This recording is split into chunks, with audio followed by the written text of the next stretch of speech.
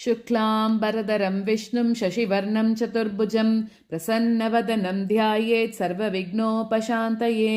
कूजन्तं राम रामेति मधुरं मधुराक्षरम् आरुह्य कविताशाखां वन्दे वाल्मीकिकोकिलं। वाल्मीकेर्मुनिसिंहस्य कवितावनचारिणः शृण्वन् रामकथानाथं को न याति परां गतिं।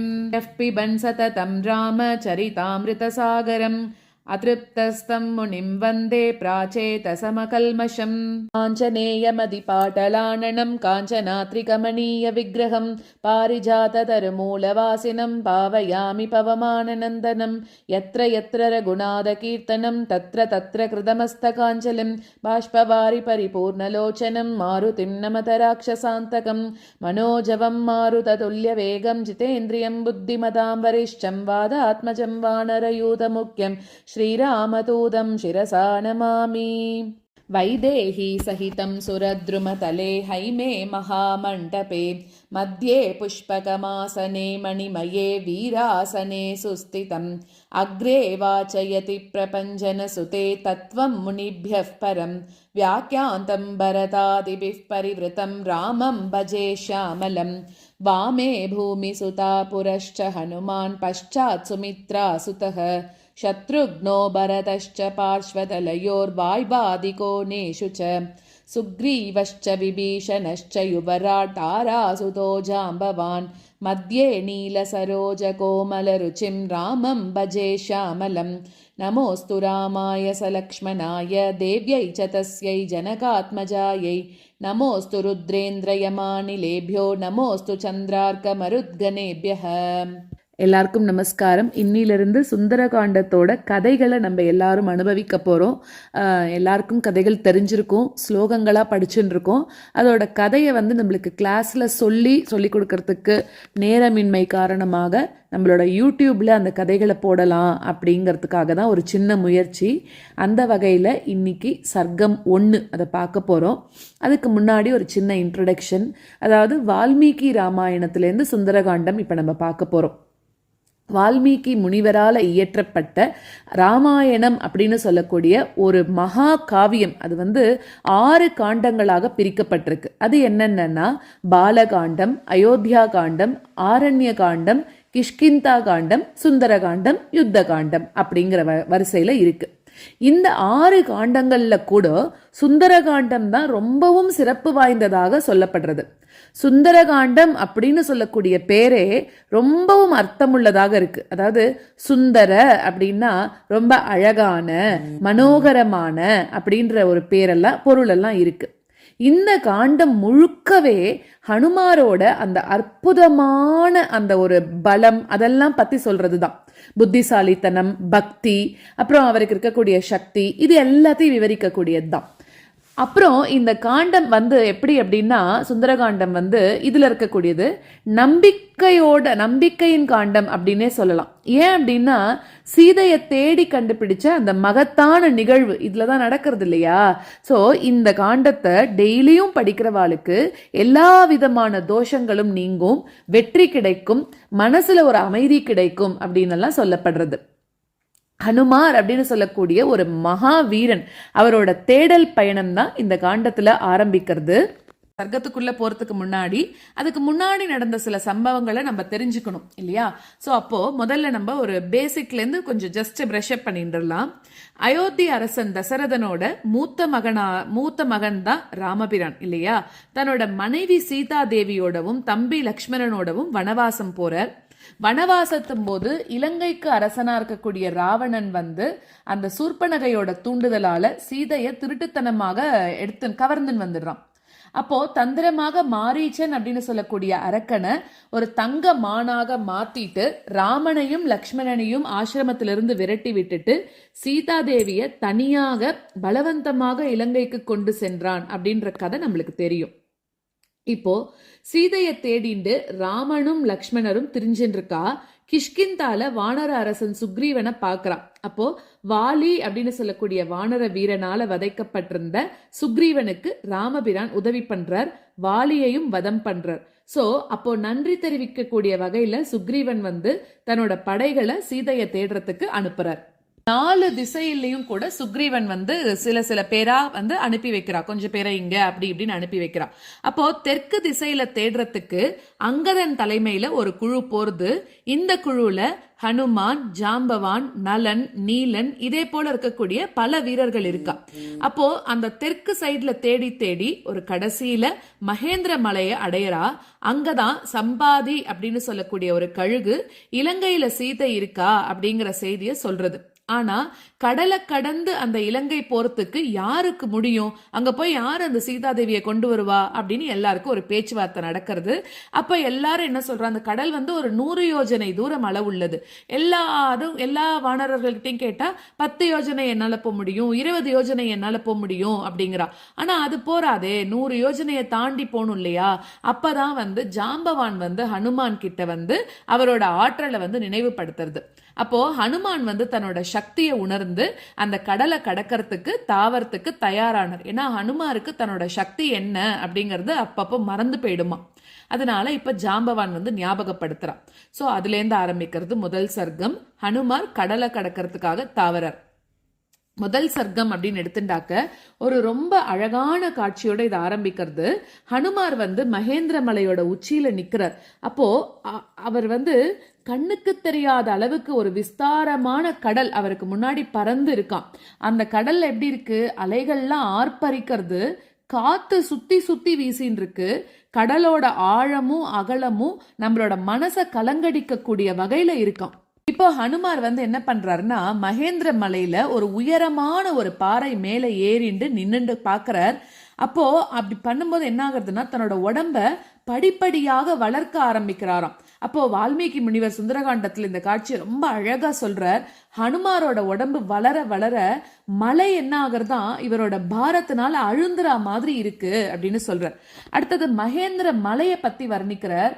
மகேந்திர மலை வந்து எவ்வளோ பிரம்மாண்டமான மலை அப்படின்னு எவ்வளோ அழகா சொல்றாருன்னா அந்த மலையானது பல்வேறு வகையான மரங்களால நிறைஞ்சிருக்காம். சந்தன மரங்கள் என்ன, பலா மரங்கள் என்ன, அப்புறம் தேவதாரு மரங்கள் என்ன அப்படின்னு பல வகையான மரங்கள் அதுல இருக்கு. அதே மாதிரி நிறைய நீர் ஊற்றுகள் இருக்கு. பறவைகள் எல்லாம் இனிமையான குரல்கள் அதுல வந்து கூவின்னு இருக்கு.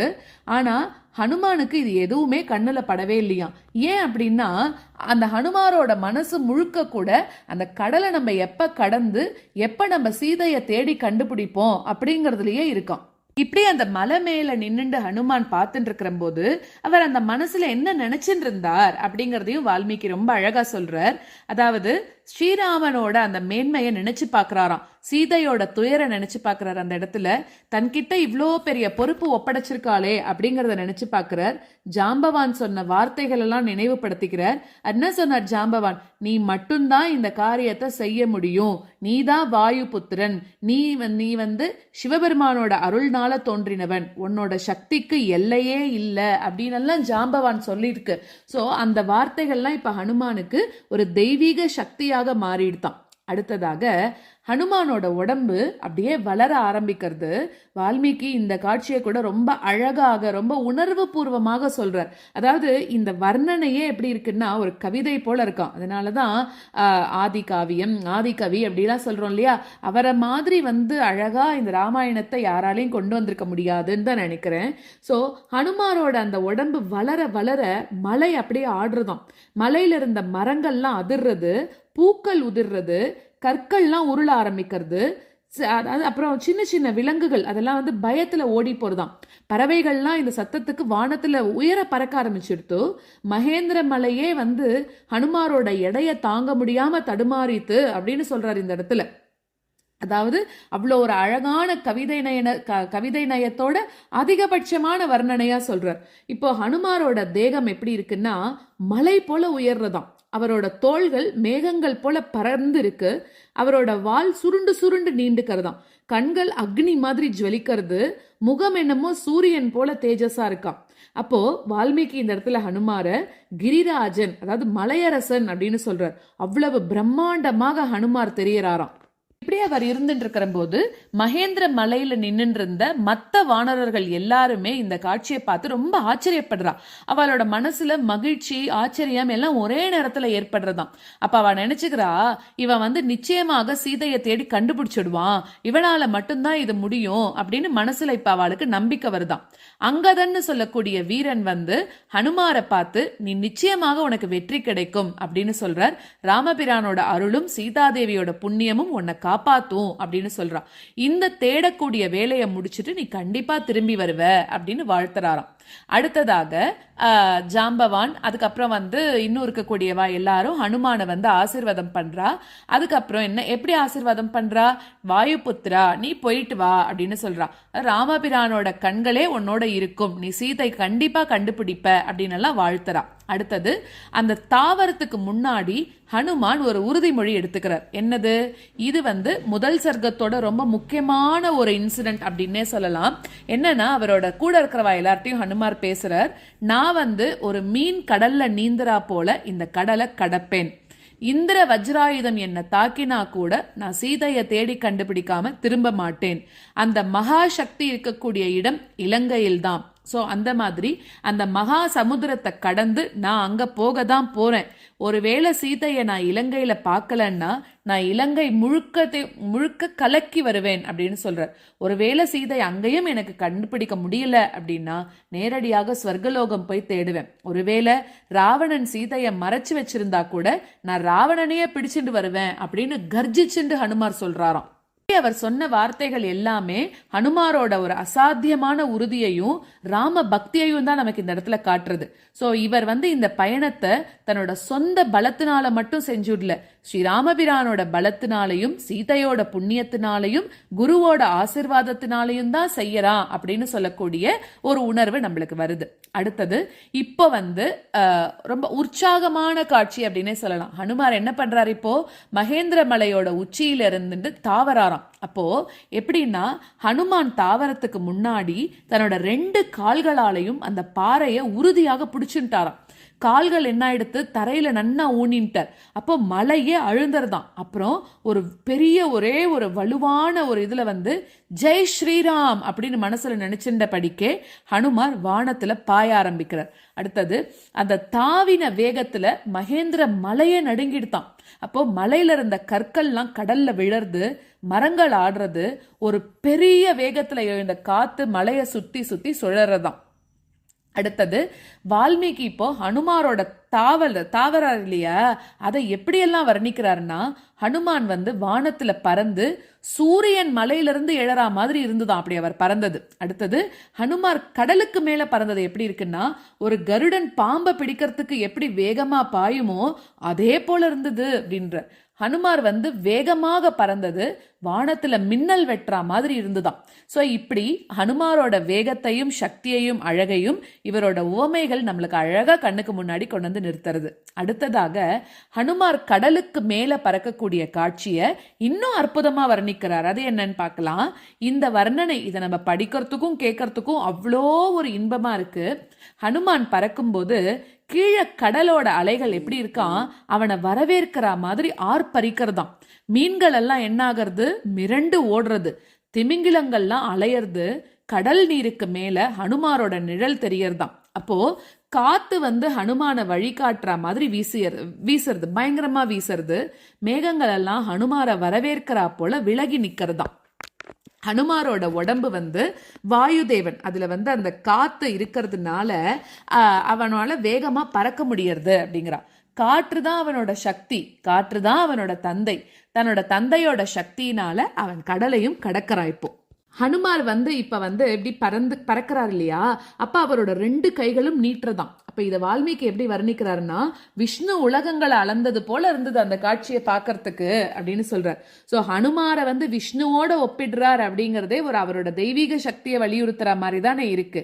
இப்போ அடுத்தது ஹனுமார் பறந்து போயிட்டே இருக்கும்போது என்னெல்லாம் அவருக்கு நடுவுல தடங்கள் வருதுன்னா, கடலுக்கு நடுவுல இருந்து ஒரு மலை அது பாட்டுக்கு அது மேல வருதாம். அது என்னதுன்னா, இந்த மலை தான் மைனாக மலை அப்படின்னு சொல்றான். அதாவது இந்திரன் தன்னோட வஜ்ராயுதத்தினால மலைகளோட சிறகுகள் எல்லாம் வெட்டிட்டான். அப்பெல்லாம் மலைகளுக்கெல்லாம் பறக்கக்கூடிய சக்தி இருந்ததாம். அதனால இந்திரன் அப்பப்போ இந்த மாதிரி மலைகளோட சிறகுகளை வெட்டி விட்டுருவாராம்.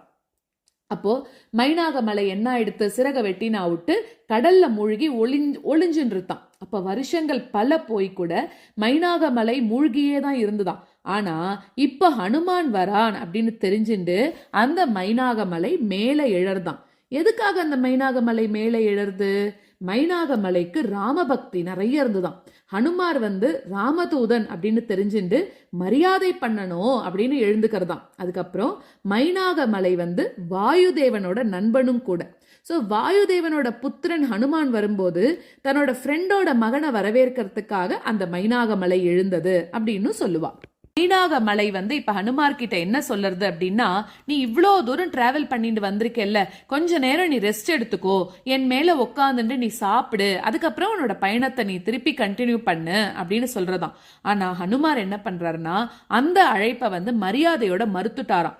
ஏன்னா மைனாக மலையை தன்னோட கையால தொட்டு மரியாதை பண்ணிட்டு அதை மறுக்கிறார். ஆனா என்கிட்ட ஒப்படைக்கப்பட்ட பணி அது முடியாம நான் ஓய்வு எடுக்க மாட்டேன், சீதாதேவியை கண்டுபிடிக்கிற வரைக்கும் எனக்கு ஓய்வுன்றதே இல்லை அப்படின்னு சொல்லிட்டு இன்னும் அசர பறக்க ஆரம்பிச்சுட்டாராம். அடுத்தது இந்த நிகழ்வு தான் ஹனுமாரோட அந்த அசாத்தியமான ஒரு உறுதியையும் அதுக்கப்புறம் பணிவு இது எல்லாத்தையும் அப்புறம் ஸ்ரீராம பக்தி இது எல்லாத்தையும் காட்டுறதாம். இதாச்சு. அடுத்ததாக யார் வரான்னா சுரசை அப்படின்றவ வரா. ஹனுமார் இன்னும் மேல பறந்து போறார். அப்ப கடல்ல இருந்து இன்னொரு தடை வருது. சுரசை அப்படின்னு சொல்லக்கூடிய நாகமாதா, அதாவது பாம்புகளோட தாய், இப்போ ஹனுமாருக்கு முன்னாடி வரா. அவ என்ன சொல்றா ஹனுமாரை பார்த்துன்னா, இதே மாதிரி என்னோட வாய்க்குள்ள நீ போ அப்படிங்கிறாளாம். அப்ப ஹனுமார் கொஞ்சம் கூட கலங்கவே இல்லையா. அவ என்ன சொல்றார் ஹனுமார் சுரசை கிட்ட, இப்ப நான் இல்ல, இப்ப நான் சீதாதேவியை தேடி போயின்னு இருக்கேன், ராமதூதனாக நான் போயின்னு இருக்கேன், என்ன நீ இப்ப தாக்கிடாத, நான் அந்த எனக்கு கொடுத்திருக்கக்கூடிய ராம காரியத்தை முடிச்சிட்டு திரும்பும் போது நீ என்ன சாப்பிடு அப்படின்னு சொல்றாராம். ஆனா சுரசை மறுக்கிறா. அப்ப ஹனுமார் என்ன பண்றார், ஒரு சாமர்த்தியமான வழி கண்டுபிடிச்சிட்டாராம். சுரசையோட வாய யானையோட அளவுக்கு அவ திறக்கிறா. ஹனுமார் என்ன பண்றார், தன்னோட உடம்பை இன்னும் பெருசாக்கிக்கிறார். சுரசை வாயை இன்னும் பெருசாக்குறா. ஹனுமார் இப்ப மலை அளவுக்கு வளர்ந்துட்டாராம். சுரசை வாயை மலை அளவுக்கு திறக்கிறா. திடீர்னு ஹனுமார் என்ன பண்ணிட்டாருன்னா தன்னோட உடம்ப கட்டவிரல் அளவுக்கு சுருக்கின்ட்டாராம். அங்குஷ்ட மாத்திரம்னு சொல்றோமே, அந்த மாதிரி கட்டவிரல் அளவுக்கு சுருக்கின்ட்டு சுரசையோட வாயில புகுந்து வெளியே வந்துட்டார். இது அவரோட புத்திசாலித்தனத்தை காமிக்கிறது அப்படின்னு நம்ம புரிஞ்சுக்கலாம். அப்போ சுரசை ஹனுமாரை தேடுறா, எங்கடா போயிட்டார் இவர் அப்படின்னு. அப்ப சொல்றார், பாரு நான் உன் வாய்க்குள்ள பூந்து வெளில வந்துட்டேன், தேவர்கள் கொடுத்த வரமும் நிறைவேறிடுத்து அப்படின்னு சொல்றாளாம். சுரசை ஹனுமாரோட புத்திசாலித்தனத்தை பார்த்து ரொம்ப சந்தோஷப்பட்டுக்கிறான். நீ உனக்கு வெற்றியே கிடைக்கும், சீதையை நீ எப்படியாவது தேடி கண்டுபிடிச்சிருவ, ராமபிரான் உன்னை காப்பாத்துவான் அப்படின்னு ஆசீர்வாதம் பண்றா. உண்மையிலேயே சுரசை ஹனுமான சோதிக்க வந்தவள் அப்படின்னு தேவர்களே அனுப்பி வச்சா அப்படின்னு சில புஸ்தகத்துல நம்ம படிக்கிறோம். அடுத்தது இது முடிஞ்சோடனே அடுத்தது சிம்ஹிகா அப்படின்னு ஒரு அரக்கி வர. அடுத்தது திருப்பி ஹனுமார் இதை முடிச்சுட்டு மேல பறக்க ஆரம்பிக்கிறார். அப்போ ஒரு மூன்றாவது தடை வருது. சிம்ஹிகா அப்படின்னு சொல்லக்கூடிய ஒரு கொடிய அரக்கி அவ வரா. அவ என்ன பண்றான்னா அவளுக்கு ஒரு வகையான சக்தி இருக்கான். அவ வானத்துல பறக்கக்கூடிய உயிரினங்களோட நிழல் இருக்குல்ல, அந்த நிழலை பிடிச்சே அவளை தன்னோட வாய்க்குள்ள போட்டுருவாளாம். அப்படி ஒரு சக்தி அவளுக்கு இருக்கு. அவ இப்ப என்ன பண்றா, ஹனுமாரோட நிழலை பிடிச்சுக்கிறா. ஹனுமார் திடீர்னு என்ன ஆகுறனா வேகம் குறையற மாதிரி அவருக்கு ஒரு ஃபீலிங் வருதான். அப்ப கீழே பார்த்தா சிம்ஹிகை வாயை பிளந்து நிக்கிறத அவர் பாக்குறார். ஆனா ஹனுமார் அதுக்கும் பயப்படவே இல்லையா. தன்னோட கைகளால என்ன பண்றார், சிம்ஹிகாவோட உடம்ப உடம்புக்குள்ள இறங்குறார். அப்போ அவளோட உடம்ப கிழிக்கிறார். சிம்ஹிகைக்கு இப்ப மரணமும் வந்துடுறதாம். அப்போ வானத்துல இருந்த இந்திரன் மாதிரி இருக்கக்கூடிய தேவர்கள்லாம் ஹனுமாரை பார்த்து சபாஷ் அப்படின்னு வாழ்த்துறாளாம். இது எல்லாத்தையும் முடிச்சுட்டு ஹனுமார் திருப்பி பறக்கிறார். அப்ப அவருக்கு இலங்கை தெரியறது. ஹனுமார் இலங்கையையும் அடையிறார். தூரத்துல அவருக்கு இலங்கை தீவு தெரியறது. அப்ப இலங்கைங்கிறது எவ்வளவு அழகான தீவு இல்லையா, அந்த திரிகூட மலைக்கு மேல அமைஞ்சிருக்கு. தேவர்களால கட்டப்பட்ட நகரம் அது, தங்கத்தினால கட்டப்பட்ட மாளிகைகள். இலங்கை அப்படின்னு சொல்லக்கூடிய இலங்கையில பொண்ணு மணி எல்லாமே அப்படியே ஜாஸ்தியா மிளறக்கூடிய ஒரு மாநகரமா அந்த இலங்கை. அதை பாக்குறார் ஹனுமார். ஹனுமாருக்கு இலங்கையை பார்த்த உடனே ஒரு கணம் அப்படியே நின்னுட்டாராம். அங்க நிறைய அரக்கர்கள் இருக்கா, அவெல்லாம் ரொம்ப வலிமையானவா. இலங்கை ரொம்ப பலமான கோட்டை. ஒருத்தன் தனியே நுழைஞ்சு அந்த சீதையை தேடுறதுங்கிறது அவ்வளோ எளிமையான காரியம் இல்லையே. ஆனா ஹனுமாருக்கு ஸ்ரீராமர் பிரானோட அந்த நம்பிக்கை இருக்கு. சோ அதனால அந்த நம்பிக்கை தான் அவரோட கவச்சமா எடுத்துக்கிறார். ஹனுமார் இப்ப யோசிக்கிறார், ராத்திரி நேரத்துல மறைவாக இலங்கைக்கு நுழைவது தான் நல்லது. அதனால அந்த மலையில ஒளிஞ்சின்னு இருக்காராம். ஸோ ராத்திரி ஆகும் வரைக்கும் காத்துட்டு இருக்கார். ராத்திரியில தன்னோட உடம்ப சின்னதாக்கிண்டு இலங்கைக்குள்ள நுழையணும் அப்படின்னு பிளான் போடுறார். இந்த புத்திசாலித்தனமான முடிவு ஹனுமார் வெறும் வீரன் மட்டும் இல்ல அப்படின்னும் ஒரு சாமர்த்தியமான தூதன் தான் அப்படிங்கறதையும் காட்டுற மாதிரி இருக்கு. ஸோ இதோட இந்த முதல் சர்க்கம் முடியறது. இந்த முதல் சர்க்கத்துல ஹனுமாரோட குணங்கள்லாம் நிறைய வெளிப்பட்டிருக்கு. அது என்னன்னு பார்க்கலாம். 4 முக்கியமான குணங்களை காட்டியிருக்கார். அதாவது உறுதி, என்னது, தன்னோட காரியம் நிறைவேறும் வரைக்கும் அதை விடாமல் இருக்கிறது. புத்திசாலித்தனம் காட்டியிருக்கார், சுரசை கிட்ட காட்டினாரே அது. வீரம், சிம்ஹிகைய வதம் பண்றது. அப்புறம் பணிவு, அதாவது மைனாகமலை கிட்ட காட்டுறாரு இல்லையா. இந்த 4 குணங்களுமே ஒரு சேவகனுக்கு ரொம்ப அவசியமானது அப்படிங்கறத நம்ம இந்த கதை மூலியமா தெரிஞ்சுக்கிறோம். அதாவது இதுல நம்ம என்ன பாடம் கத்துக்கிறோம் அப்படின்னாக்க, வாழ்க்கை பாடமும் இதுல ஒரு சர்க்கத்திலயும் நம்மளுக்கு வாழ்க்கை பாடங்களும் கண்டிப்பா இருக்கும். இதுல என்னன்னா, வாழ்க்கையில நம்ம எந்த வேலையை எடுத்துட்டா கூட அதை முழு மனசோட செய்யணும். எப்படி ஹனுமார் சீதையை தேடக்கூடிய வேலையை ஏத்துண்ட நிமிடம் அதை முழுமையாக செய்யறதுலயே கவனம் படுத்திட்டே இருக்காரு இல்லையா. வழியில என்ன தடை வந்தாலும் விடல. 2வது பாடம் என்னன்னா, சுகம் அப்படின்னு சொல்லக்கூடிய தடை. அதாவது மைனாகமலை என்ன பண்ணுறது, நம்ம வாழ்க்கையில சுலபமான வழியை தேர்ந்தெடுக்கக்கூடிய போக்கு இருக்கும். ஆனா அந்த பணி முடியற வரைக்கும் ஓய்வில்லை. ஒருவேளை அவர் அங்க உட்கார்ந்துட்டு இருந்தாருன்னா இந்த காரியம் தடைப்படும் இல்லையா. அதனால மைனாகமலை சொல்லியும் சுகத்தை அவர் பார்க்கல. அந்த இடத்துல தொடர்ந்து பறக்கணும் தான் நினைச்சுட்டே இருந்தார். அது ஒண்ணு. அடுத்தது, வலிமையான எதிரிய நம்மளோட அறிவால வெல்லணும் அப்படின்னு சொல்றார். வெறும் பலம் மட்டும் இருந்தா போராது, புத்திசாலித்தனம் அவசியம் அப்படின்னு சொல்றார். அடுத்ததாக சுரசை விஷயத்துல அது நடந்தது. 4வது பாடம் என்னன்னா, மறைமுகமான ஆபத்து. இப்ப இந்த சிம்ஹிகா மாதிரி எல்லாம் இருக்கா இல்லையா, அந்த மாதிரி வரக்கூடிய ஆபத்தை ரொம்ப நம்ம விழிப்போட வெல்லணும் அப்படின்னு சொல்றார். ஏன்னா நம்மளுக்கு வாழ்க்கையில தெரியாத ஆபத்துகளும் இருக்குமா, அது எல்லாத்தையும் எதிர்கொள்றதுக்கு தயாராக இருக்கணும் அப்படின்ற. 5வது பாடம் என்னன்னா, எப்பவுமே பெருமாள் மேல நம்பிக்கையே நம்மளோட ஆயுதமா இருக்கணும். ஹனுமார் ஸ்ரீ ராமபிரான நினைச்சிருந்தே இந்த சவால்கள் எல்லாத்தையும் ஜெயிக்கிறார் இல்லையா. சோ நம்மளால கூட இறைவன் நம்பிக்கையோட இந்த வாழ்க்கைன்னு சொல்லக்கூடிய போராட்டங்களை நம்ம வெல்லலாம் அப்படின்னு சொல்றா. ஸோ இந்த சர்க்கத்தில் ஹனுமார் கடலை தாண்டி இலங்கைக்கு வந்திருக்கார். ஆனால் ராத்திரி வர வரைக்கும் காத்துன்னு இருக்கார். அப்போதான் நம்ம போய் சீதையை தேடணும் அப்படின்றதுக்காக உள்ளுக்குள்ளே போகிறதுக்கு. அது நம்ம அடுத்த சர்க்கத்தில் பார்க்க போகிறோம். ஸோ இந்த சர்க்கத்தை எல்லாரும் பொறுமையாக கேட்டதுக்கு என்னோட நன்றிகள். எல்லாருக்கும் ஆஞ்சநேயரோட அனுகிரகம் கண்டிப்பாக கிடைக்கட்டும் அப்படின்னு பிரார்த்திச்சுக்கிறேன்.